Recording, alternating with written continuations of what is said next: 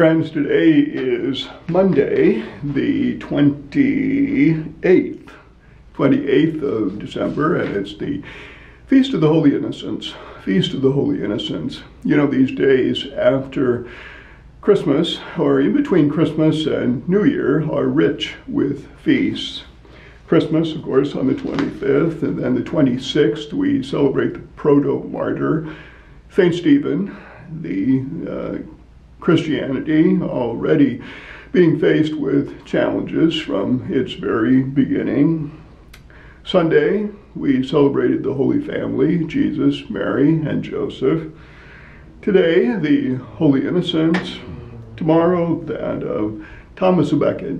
Thomas of Becket, one of the most famous martyrs of the Middle Ages, and a place of pilgrimage where he was killed at Canterbury, and so on. And what the feast today of Holy Innocents reminds us that one of the major motifs of the gospel message is that there would be an ever-increasing struggle to live the faith, an ever-increasing struggle. And that ever-increasing struggle is what characterizes the life of Jesus from the very beginning. The king, the scribes, the Pharisees were out to get him and even to kill him at his birth. Herod gets wind of the fact from the Magi that a newborn king has arrived, and Herod, in his fear, tells the Magi, well, when you see him, come back and tell me where he is. And the Magi, of course, knowing this was dangerous for the newborn king, took another way home, took another route home. Herod, being very angry, decided that he would have all of the children, 2 years and under, of boys, 2 years and older, slaughtered. And in the meanwhile, in a dream, Joseph is told by the angel to take the mother and child and go into Egypt. The slaying of the boys, the Holy Innocents, is reminiscent of the children that were killed by Pharaoh at the time of Moses' birth. A lot of times in the Gospel of Matthew, Matthew presents Jesus as the new Moses who would lead us out of slavery, the slavery of sin, and to freedom in the Promised Land, the resurrection and the freedom that Jesus brings to us. But that motif of struggle, the motif of struggle and the opposition and the increasing opposition to Jesus through the New Testament, through the Gospels, again, one of the major themes that is that the Gospels present to us. You know, I've said before that the Gospel, the infancy narratives present in the Gospel are the Gospel in miniature, both in Matthew and in Luke. In the infancy stories, we see just bits of the life of Jesus played out from his birth and into his public ministry ultimately. And today we see that struggle.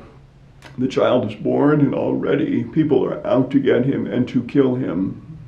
And going into Egypt, the story would be that they were there until it was safe to return. And once again, Joseph given a message from an angel that he can return, and he returns to Israel, returning from a distant country. And that, of course, is sort of recalls the passion, the death, and the resurrection of Jesus. The return, or the fleeing into Egypt, the flight into Egypt being, in a sense, symbolic of Jesus, the death of Jesus, leaving, going to a distant land, but then returning in the resurrection, and they returned to Nazareth where Jesus grew up. All of it, all the themes of the life and death of Jesus present from the very beginning in these infancy stories. Holy innocence comes to us from the Gospel of Matthew. Matthew's story is that of the Magi as well, and this story follows immediately after. Wonderful themes, and a reminder to us that the struggle that started with Jesus and his birth and to his death, that same struggle continues today for Christians as we try to live a Christian life in the world today. We can expect opposition always. The great martyrs of the church remind us that that opposition can lead even to death, but ultimately going to that distant country of death and then returning from that distant country to life. Hold that thought as we celebrate Holy Innocents today and recall all the innocents who have in fact died because of opposition to Jesus, and in thanksgiving for the witness of the martyrs.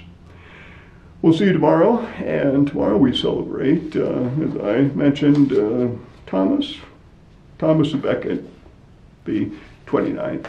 Have a great day. A sunny day, as you can see, and as you can see in my room here, my books are gone. I am preparing to move. I will be leaving this week from the parish, and maybe you caught sight of some of the birds at my bird feeder, which I will miss.